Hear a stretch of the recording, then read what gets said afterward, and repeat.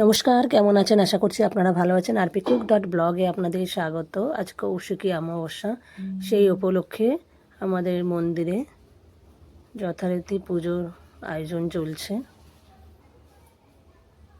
প্রত্যেক অমাবস্যায় তো পুজো হয়, কিন্তু আজকের কৌশিকী অমাবস্যা একটু স্পেশাল মায়ের পুজো।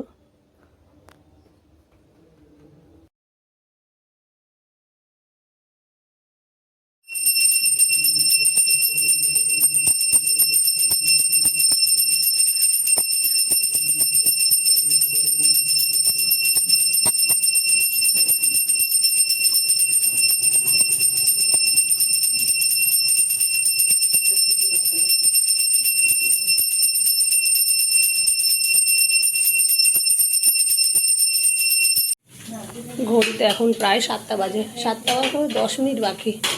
পুজো সবই শেষ হলো, আর মা এই যে ভোগ বিতরণ করছে। সবাই ভোগ নিতে এসছে। হ্যাঁ হ্যাঁ, মাও আছে, মামিও আছে, এই যে ভোগ দিচ্ছে। সবাই বাইরে, অনেক বাচ্চারা দাঁড়িয়ে আছে, লোক দাঁড়িয়ে আছে।